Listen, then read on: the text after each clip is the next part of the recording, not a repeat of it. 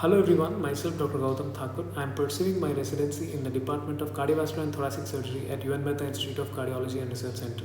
I'll be presenting a case report on minimal invasive surgical closure of atrial septal defect in a patient with dextrocardia and situs inversus by left anterolateral thoracotomy approach.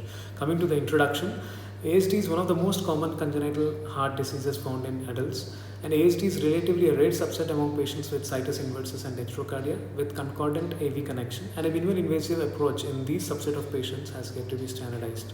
Coming to the case report, a 44-year-old female patient presented to a hospital with a history of dyspnea on exertion for 3 months and VHA class 2, and on transthoracic echocardiography showed dextrocardia with 26 mm ostium secundum ASD with left to right shunt and deficient IVC rhythm. We had performed a contrast-enhanced computed tomography showed cardiac situs, dextrocardia and visceral situs inversus with no systemic or pulmonary anomalies.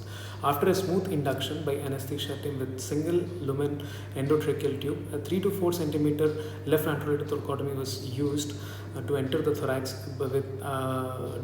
via the third intercostal space. And intercostal rib spreader was used for adequate exposure, and a moderate hypothermic cardiopulmonary bypass was established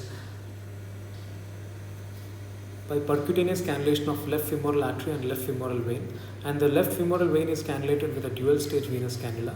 And as a case of dextrocardia, the lie of right atrium is usually more towards the medial and behind the sternum. So the pericardial retraction sutures are of the utmost important for the exposure of right atrium. Coming to the picture, intraoperative picture showing the atrial septal defect, the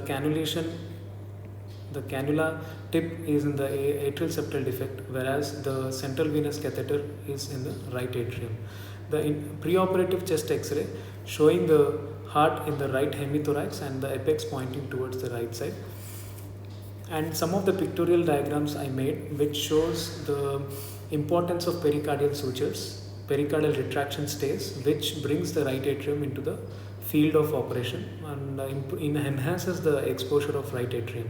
And the incision over the right atrium is also oblique and more toward downwards because of the lie of the right atrium, and this also enhances the proper exposure of atrial septal defect. And the cannula is withdrawn downwards with the help of umbilical tape for the further enhancement of exposure of atrial septal defect, and the ASD is closed with the help of PTFE patch. And coming to the discussion, dextrocardia is a rare cardiac malposition which defines the position of the heart in the right hemithorax with apex pointing to the right.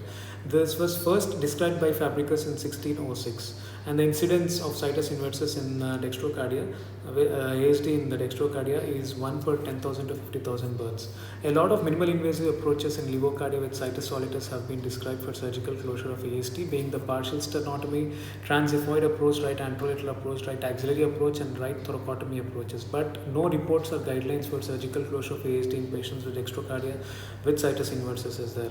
And the most important aspect of the operation is the exposure, and the intervention itself is same for the levocardia with situs solitus. The key points would be surgical exposure, surgeon's position, incision over the right atrium, and also exposure of right atrium. For this, preoperatively we have to evaluate the patients, and preoperative CT to be done to rule out juxtaposed appendage on the left side and venous congenital anomalies like interrupted IVC in infrahepatic part, dual SVC, right SVC. In these cases, the venous cannulation techniques has to be modified, as well as the arterial anomalies to be ruled out, and pericardial retraction sutures and right atrial incisions has to be planned, as we had already discussed before. Coming to the conclusion, the advantages of mini ASD closure in LALT can be accelerated mobilization, reduced post-operative pain, improved chest wall stability, and good cosmetic results, and reduced length of hospital stay. The LALT approach allows the sternum and ribs to be preserved, so there will be decreased chance of potential of bleeding and its complications.